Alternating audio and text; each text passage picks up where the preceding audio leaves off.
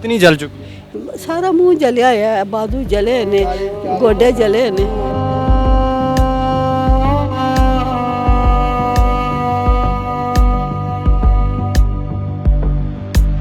ਉਹਨੂੰ ਬੜਾ ਪਿਆਰ ਹੈ। ਉਹ ਕਹਿੰਦੀ ਹੈ ਬਲਾਲ ਵਰਗਾ ਬੰਦਾ ਹੀ ਕੋਈ ਮਾਰੀ ਕਮੀ ਆਵਾਜ਼ ਕੇ ਸਾਡੀਆਂ ਪੀਰ ਹੈ ਕਿ ਜਿਸ ਤਰ੍ਹਾਂ ਉਹਨੇ ਆਪਣੀਆਂ ਬੱਚੀਆਂ ਨੂੰ, ਮੇਰੀ ਬੱਚੀ ਨੂੰ ਸਾੜਿਆ, ਇਹਨੂੰ ਵੀ ਛਦਰੇ ਮੋੜ ਦੇ ਉੱਤੇ ਖਿਲਾਰ ਕੇ ਇਹਦੇ ਦਰਵਾਜ਼ੇ ਦੇ ਅੱਗੇ ਇਹਨੂੰ ਵੀ ਇਹਦੇ ਤੇ ਪਾਇਆ ਜਾਵੇ ਔਰ ਇਹਦੇ ਭੈਣਾਂ ਭਰਾ ਵੀ ਅੱਜ ਸਾਡਾ ਨਿਸਾਸੇ ਖਰਾਬ।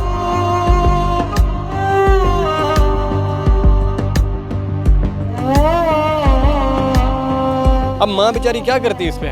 कुछ नहीं, वो भी सड़ के पई है। ਉਹਨੇ ਪਹਿਲੇ 9 ਸਾਲ ਤੋਂ ਸਾਨੂੰ ਜ਼ਲੀਲ ਕਰਦਾ ਪਿਆ ਸੀ। ਇੱਕ ਦਿਨ ਅਸੀਂ 9 ਸਾਲ 'ਚ ਇਸ ਆਦਮੀ ਕੋ ਸਕੂਨ ਨਹੀਂ ਲਿਆ।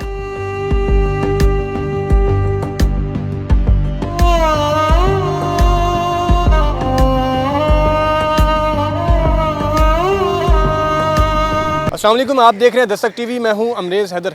नाज़रीन, ये वो बदकिस्मत बाप है जिसकी बेटी को उसके शोहर ने ज़िंदा जला दिया। नाज़रीन, आपने सुना होगा कि बेटियां जो हैं वो रहमत होती हैं और बेटे जो है वो नेमत होते हैं, लेकिन एक शोहर ने जिसकी अपनी 3 बेटियां थीं उनको भी साथ में ज़िंदा जला दिया और एक बेटी की उम्र जो है वो सिर्फ़ और सिर्फ 25 दिन थी और वो बेटी जो है वो बिलखती रही, चीखती रही और बाबा बाबा करके कहती रही कि बाबा मुझे बचाओ, मुझे आग लगी है। और उस बेटी को ये नहीं पता था कि उसके अपने बदबख्त और बेगैरत बाप ने जो है उसको लगाई है। ये तमाम तर वाक़या कैसे हुआ है, आइए इन बाप से जानते हैं। अस्सलाम वालेकुम जी। वालेकुम सलाम। अंकल, ये बताइएगा कि ये तमाम तर वाक़या जो है कैसे पेश आया और इनकी शादी कब हुई थी? 9 साल हो गए ने शादी नूं ते हुण आके कहंदा मेरे घर बेटी की, मेरे घर तेरे घर बेटी क्यों हुई है ते मैं तेन ला देवांगा ते अपनी बेटी नूं ला देवांगा।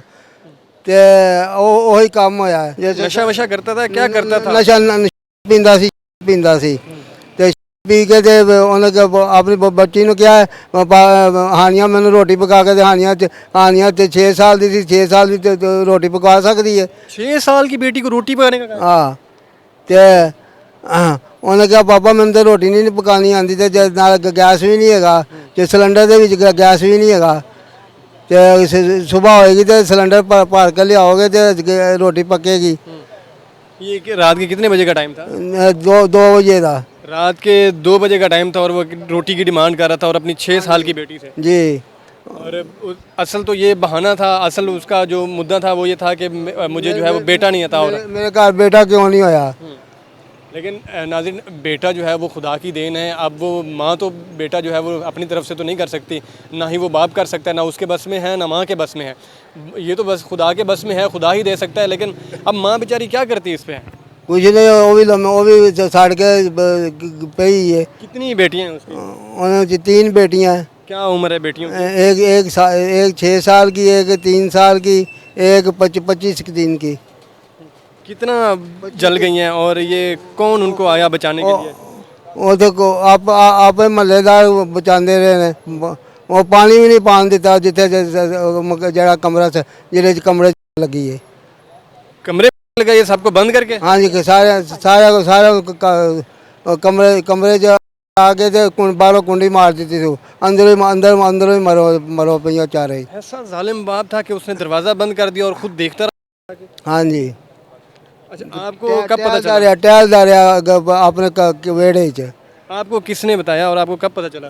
मैनू फोन गया शिदले थाने फोन गया तो उन्होंने कहा जी ताड़ी बच्ची इस तरह सड़ गई है तो फौरी तौर पर उत्थे मेयो अस्पताल चले जाओ एमरजेंसी च।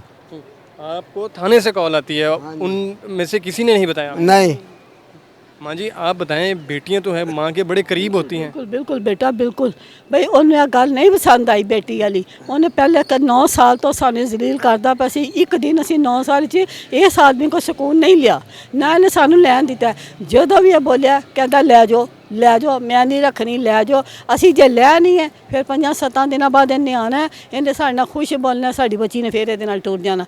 बस 9 साल असी ये इंज हूँ कहना सी मैं साड़ देंगा, मैं तलाक देंगा। उन्हें बच्चे उ अखीर कर विखाई। ये वो धमकियाँ देता रहा सानू। असी जिस साड़ी बच्ची नहीं सी अच्छी वो टुर पैंदी सी। असी कहता ना जा, ये कोई तलाक ले ला, ना जा। वो कहती शोहर तो बड़ा सहारा होता है ना। कहती उन्होंने बड़ा प्यार। वो कहती है बलाल वर्गा बंदा ही कोई नहीं। वो तो हुण भी कहेगी सब कुछ देंदा बच्चे, बिलाल मैनूं किसी चीज़ की कमी नहीं। ਉਹ ਹੁਣ ਵੀ ਉਹੀ ਗੱਲ ਕਹੇਗੀ। उसको जला के रख दिया है, वो फिर भी कह रही है कि बिलाल जैसा बंदा कोई बिलाल जरा बंदा इतना मासूम है वो। वो इतना मासूम है। जब आपने शादी की थी बिलाल के साथ इसकी, तो आपको आइडिया नहीं था कि बिलाल ऐसा निकलेगा? नहीं नहीं नहीं पता सी। बिल्कुल अंदाज़ा। ਇਹ ਸੁਣਿਆ ਸੀ ਕਿ ਸਖਤ ਹੈ। ਅਸੀਂ ਕਿਹਾ ਹਰ ਬੰਦਾ ਸਖਤ ਹੁੰਦਾ ਹੈ। ਤੁਸੀਂ ਵੀ ਘਰ 'ਚ ਸਾਡੇ ਨਾਲ ਸਖਤੀ ਕਰ ਸਕਦੇ ਹੋ, ਭੈਣਾਂ ਨਾਲ, ਮਾਵਾਂ ਨਾਲ। ਠੀਕ ਗੱਲ ਹੈ ਕਿ ਨਹੀਂ? ਇਹ ਤਾਂ ਨਹੀਂ ਸਖਤ ਕਿ ਤੁਸੀਂ ਮਾਰਨ ਤੇ ਨਹੀਂ ਹੱਦ ਮੁਕਾ। ਜੇ ਕਹੀਏ ਨਾ ਖਾਣਾ ਖਾ ਲੈ, ਐਸਾ ਵੇਖ ਕੇ ਖਾਏਗਾ ਕਿ ਮੇਰੇ ਪਸੰਦ ਹੈ, ਕਹੇਗਾ ਤੇਰਾ ਪਿਓ ਤੇਰਾ ਬੋਤਲ ਦੀ ਕਰੂ ਨਹੀਂ ਕਰੇਗਾ। ਬੋਤਲ ਕੋਕੋ ਕੋਲਾ ਦੀ ਬੋਤਲ ਕੋਕੋ ਕੋਲਾ ਦੀ 2 ਲੀਟਰ ਦੀ ਲਿਆਵਾਂਗਾ ਨਾ, ਗਲਾਸ ਦੇ ਵਿੱਚ ਪਾ ਕੇ ਤੇ ਕਰੂਰੀਆਂ ਕਰਕੇ ਤੇ ਫਿਰ ਬਾਕੀ ਸੁੱਟ ਦੇਵੇਗਾ ਤੇ ਫਿਰ ਪੀਵੇਗਾ। ਇੱਕ ਗਲਾਸ ਸੁੱਟ ਦੇਗਾ, ਦੂਜਾ ਗਲਾਸ ਪੀਏਗਾ ਪਾਣੀ ਦਾ।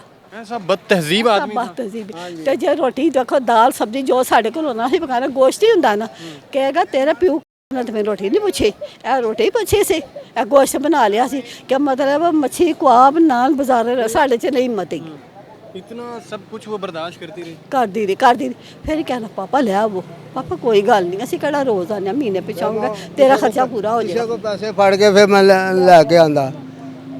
लेकिन आपने उसके साथ शादी कर दी, वो 9 साल तक ये भुगतती रही, आपको उसने कभी नहीं बताया? ਨਹੀਂ ਦੱਸਿਆ, ਨਹੀਂ ਦੱਸਿਆ। अब मरीम नवाज से आपकी क्या अपील है? मरीम नवाज तो कहती है औरत जो है वो मेरी रेड लाइन है।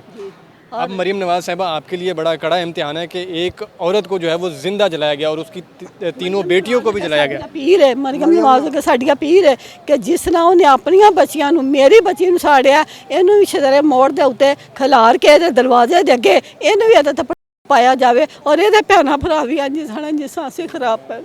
ਮਰੀਮ ਨਵਾਜ਼ ਸਾਡੇ ਕੋਲ ਇੱਥੇ ਆਵੇ, ਸਾਡੀ ਆਪ ਆ ਕੇ ਗੱਲ ਸੁਣੇ। पुलिस इस वक्त आपके साथ जो है वो ताउन कर रही है? ਪੁਲਿਸ ਸਾਡੇ ਕੋਲ ਕੋਈ ਨਾ ਬਿਆਨ ਲੈਣ ਨਹੀਂ ਆਈ, पुलिस भी ताउन नहीं कर रही? ਨਹੀਂ ਕਰ ਰਹੀ। ਕਹਿੰਦੇ ਨੇ ਸਾਨੂੰ ਹੋਰ ਹਜ਼ਾਰਾਂ ਕੰਮ ਨੇ ਕਿ ਤੁਹਾਡਾ ਕੱਲਿਆਂ ਦਾ ਹੀ ਕੰਮ ਹੈ। आपकी बेटी को जलाया गया जिंदा, वो फिर भी आपसे नहीं पूछ रहे? वो कह रहे हैं कि मैं और भी बहुत काम है। ਆਏ ਤੇ ਕਹਿਣ ਲੱਗੇ ਬਿਆਨ ਦੇਣ ਦੇ ਕਾਬਲ ਨਹੀਂ ਗਈ ਹਲੇ। ਅਸੀਂ ਕਿਹਾ ਕਿਉਂ ਨਹੀਂ ਕਾਬਲ ਹੈਗੀ? ਹੁਣ ਅੱਜ ਸੋ ਕਾਬਲ ਨਹੀਂ ਗਈ ਕਿਉਂਕਿ ਹੁਣ ਟੁੱਟ ਸੁਜੇ ਨੇ, ਕੱਲ ਉਹ ਠੀਕ ਸੀ। कितनी जल चुकी है? ਸਾਰਾ ਮੂੰਹ ਜਲਿਆ ਹੈ, ਬਾਜ਼ੂ ਜਲੇ ਨੇ, ਗੋਡੇ ਜਲੇ ਨੇ। जो 25 दिन की बेटी थी वो किस हाल में? आप ਉਹ ਪਤਾ ਨਹੀਂ, ਮੈਂ ਉਹਦੀਆਂ ਲੱਤਾਂ ਕਹਿੰਦੇ ਸੜੀਆਂ। बेटी तो बहुत करीब होती है। ਬੜੀ ਪਿਆਰੀ, बड़ी प्यारी है। ਬੜੀ ਪਿਆਰੀ, आपको भी प्यारी है। ਬੜੀ ਪਿਆਰੀ। अब आप आईजी पंजाब से क्या दरखास्त करेंगे? ਅਸੀਂ ਤਾਂ ਦੱਸਿਆ ਹੋਈ, ਅਸੀਂ ਕਿਹਾ ਕਿ ਮਰੀਮ ਨਵਾਜ਼ ਸਾਡਾ ਕਰੇ ਕਿ ਇਸ ਬੰਦੇ ਨੂੰ ਜੋ ਇਹਦਾ ਹੱਲ ਹੈ ਉਹ ਕੱਢ ਦੇਵੇ। FIR होगी है? ਪਤਾ ਨਹੀਂ, आपको बताया भी नहीं? ਉਸ ਮੇਰੇ ਭਾਈ ਨੂੰ ਪਤਾ ਹੋਣਾ ਕਿ ਉਹ ਵੱਡਾ ਜਿਹੜਾ ਨਾ, ਇਹ ਭੱਟੀ ਸਾਹਿਬ, ਇਹਨਾਂ ਨੂੰ ਪਤਾ ਹੋਣਾ, ਮੈਨੂੰ ਨਹੀਂ ਪਤਾ।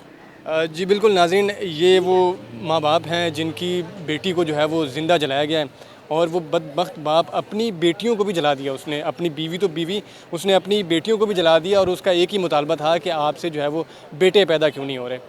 अब ज़ालिम, तुझे ये नहीं पता कि बेटियाँ जो है वो रहमत होती हैं।